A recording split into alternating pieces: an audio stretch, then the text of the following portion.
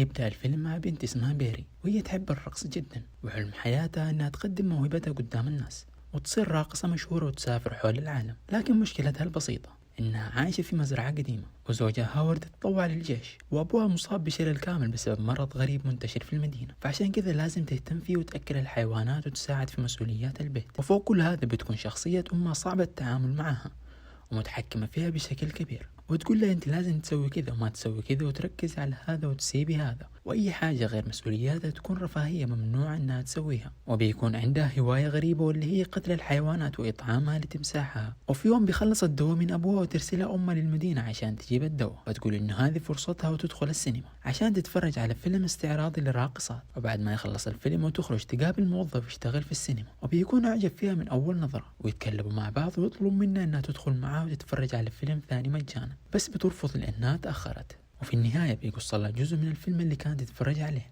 لما عرف انها تحب الرقص، وهي في طريقها للبيت بتطيح منها الصورة وتفضل تدور عليها بس ما بتحصلها. ولما ترجع للبيت تسألها امها عن الفلوس الناقصة، فتكذب عليها وتقول لها انها اشترت فيهم حاجة تاكلها عشان الطريق كان طويل، فتعصب منها امها وتمنعها من الاكل بما انها اكلت برا البيت. وثاني يوم بتيجي واحدة اسمها ميست، واللي بتكون اخت هاورد، وجت لها البيت وقالت لها انه في فرقة كبيرة حتسوي اختبارات للرقص واي احد ممكن يشترك فيها، واللي حينجح حياخذوه معاهم لجولة استعراضية حتكون في 7 مدن مختلفة. وتقول لها انها سجلت في الاختبار، وطبعا بيرلي قالت لها انها حتروح معاها، بس في نفس الوقت كانت خايفة من امها ولانها كانت طول حياتها محبوسة في المزرعة وعمرها ما وقفت وقدمت عرض قدام الناس وورتهم موهبتها. وفي نفس اليوم في الليل بتهرب من البيت وتروح للموظف اللي كان يشتغل في السينما عشان تقول له عن الاختبار، وقال له انه هذه فرصتها ويمكن ما تتكرر ثاني، وطالما انه عندك الاصرار والعزيمة فلا تخلي اي احد او اي حاجة توقف في طريقك. وبعدها بترجع للبيت وتسمع امها وهي تبكي، بس ما تهتم وتروح تنام ولا كأنها سمعت حاجة. وثاني يوم الصباح بتاخذ ابوها للبحيرة اللي فيها التمساح،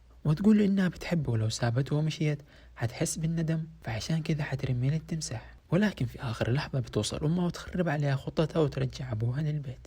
وهنا تقرر بيرلي انها تقول لها على اختبار الرقص واللي حيصير يصير، بس للاسف امها رفضت وقالت لها انه عندك بيت عايشة فيه واكل تاكليه، وانا وابوك تعبنا في تربيتك، وفي النهاية تسيبينا وتمشي. فردت عليها بيرلي بطريقة سيئة، وهنا امها بدأت تعصب وقالت لها انت محسبتني مبسوطة بالعيشة هذه اللي انا عايشتها؟ كل ما اشوفك احس بالفشل، انت مريضة يا بيرلي ومؤذية وتحقد على الناس. فردت عليها بيرلي وقالت له ما ابغى حياتي تنتهي زي حياتك. وهنا عصبت امها وضربتها، فردت بيرلي الضربة وكبرت المشاجرة لدرجة انه النار مسكت في فستان امها، وحتى بعد ما بيرلي طفتها كان جسمها كله احترق، لكنها ما ماتت، فاخذتها بيرلي ورمتها في القبو. وبعدها راحت لموظف السينما ونامت عنده الليلة. وثاني يوم الصباح رجع للبيت عشان تستعد للاختبار، وشاف انه في اكل فاسد على مدخل البيت، وسمع اصوات جاي من القبو، فبدأ يخاف منها وتحجج انه وراه شغل ولازم يمشي. فبدأت بيرلي تصرخ عليه وتقول له ليه حتمشي؟ انا ما سويت حاجة غلط، مو كنت معجب بيا وتبغى تاخذني لاوروبا؟ انتوا ليه كلكم تتخلوا عني؟ وكملت تصرخ وتبكي لدرجة انه الرجال بدل ما يحزن عليها بدأ يخاف منها على نفسه وحاول يهرب، بس للأسف لحقته قبل ما تتحرك السيارة وقتلته بطريقة وحشية. وبعدها بمنتهى البرود لبست فستان أحمر جميل وجهزت نفسها عشان تروح للاختبار. وفي نفس الوقت كانت عيون أبوها مليئة بالدموع من كل اللي بيحصل واللي تسويه بيرلي، بس بيرلي رحمته وقتلته عشان يرتاح.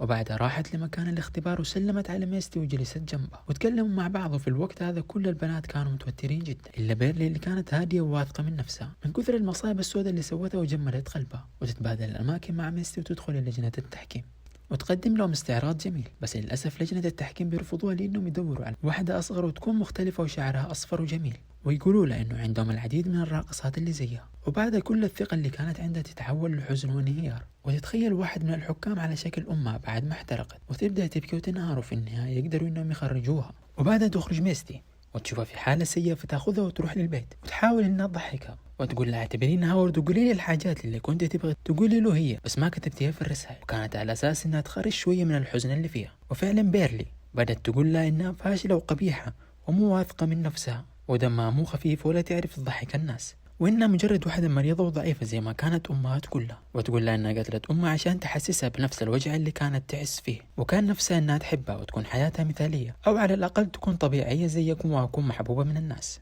وبعد ما خلصت كل اعترافاتها اترعبت منها ميستي، بس ما أظهرت لها شيء وتصرفت كان الوضع طبيعي، وقالت لها إنها لازم تمشي عشان أمها ما تقلق عليها. وهنا بيرلي قالت لها لا تخافي مني، أنا عارفة إنك أنت اللي نجحتي في الاختبار، وطلبت منها إنها ما تقول حاجة لأي أحد. فوافقت ميستي. بعد ما طمأنتها وخرجت من البيت، خرجت بيرلي وراها وشافتها تاخذ جاروف، فجرت وجرت بيرلي وراها إلين ما لحقتها وقتلتها بطريقة بشعة، وبعدها قطعتها ورمتها للتمساح في البحيرة. وبعد كم يوم بنشوف إنه بيرلي راحت جلست مع أمها في القبو بعد ما ماتت، ونامت في حضنها زي الطفلة الصغيرة. وبعدها طلعتها للصالة وجلست على الكرسي، وحطت جثة أبوها على الكرسي، وجابت الأكل المعفن وقدمته قدامهم على السفرة. وفي نفس الوقت بيرجع هاورد من الجيش ويدخل البيت وينصدم بالمنظر اللي شافه. أول ما شافته بيرلي قدامها فرحت وقالت له إنها مبسوطة برجعته للبيت ثاني، وابتسمت له ابتسامة مرعبة وجميلة. وبكذا يكون الفيلم خلص.